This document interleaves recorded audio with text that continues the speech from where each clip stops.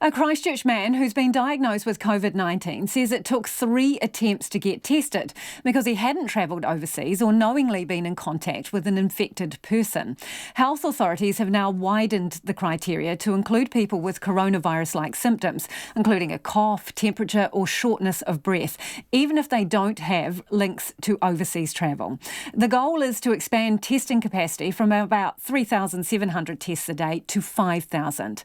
Journalist Tom Kitchin has been in self-isolation with his flatmates since his diagnosis last Tuesday. I spoke to him via Skype and asked him how he's feeling now. Most of all, it's just a bad cough.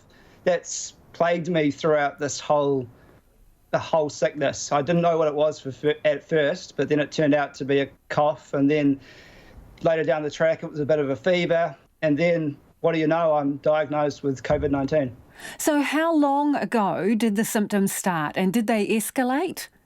The symptoms started last Tuesday, so not yesterday, but the Tuesday before that. It was just a really bad cough. That was the first day. It just started in the afternoon. And then after that, I had a very, very mild fever. And then the next 2 days, I had a terrible headache. So the first thing I did was I rang Healthline, and they said I didn't meet the criteria to be tested because I hadn't been overseas, neither had I been in contact with a confirmed case. I rang my doctor next, and he wasn't too sure what to do at first, but he thought the symptoms sounded a bit like COVID-19. So he decided to refer me to a test, but that came back and they said, no, they won't test me because I don't meet the case definition. So what do you make of the effort that you had to go to get tested in the first place? Quite a significant effort. I'm really glad to see that they've changed the case definition from today, and I hope that will mean a lot more people are tested, but I just wish that had been put in a little bit earlier.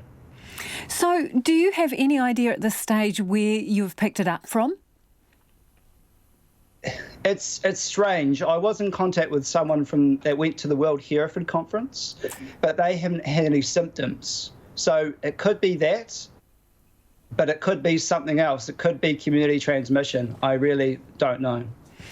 So what happens once you're confirmed in terms of the contact tracing? Did they do a big interview with you? Do you know how many of your contacts they're now contacting? Well, my 2 flatmates, they're the key, really. They have to self-isolate for quite a long time. But apart from that, I just sent them a list. I sent Public Health a list of where I'd been over the last few days. It's quite a long list of where I'd been and what time. And that's about all the information I can really give them to the best of my knowledge. So how are the flatmates doing then? They have to remain in self-isolation. I think that's a bit hard for them. They actually have to remain in self-isolation for 2 weeks after my symptoms go. So who knows how long that's going to be. It's just a whole lot of uncertainty at the moment. So they're not showing any symptoms right now? Not at all, not at all. And in terms of your road to recovery, what have they told you to expect, the health authorities?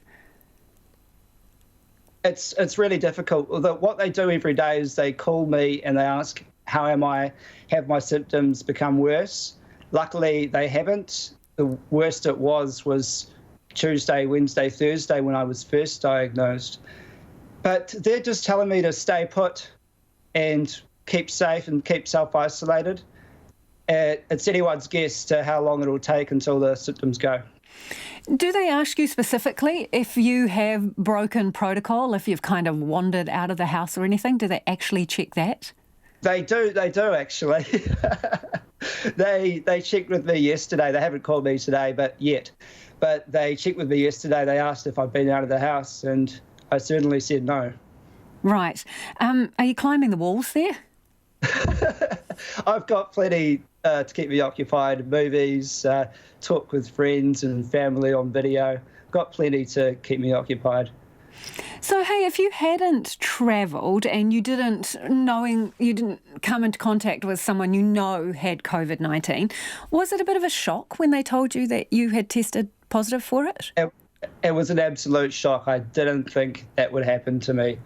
I thought it had to be a negative. I didn't meet the case definition. I thought no, I can't have COVID-19, but I got that call and I just had to deal with that news. Just have to keep smiling and do what you can to stay well. So how did they break it to you? Did they ring up and how does the conversation go?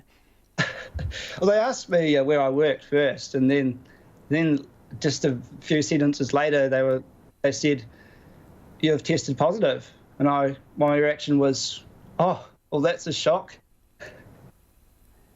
And then immediately at that point, they tell you to stay put, is it? They do. They send you an email with a whole lot of information about what you should do, and they talk to my flatmates every day as well and make sure they're okay.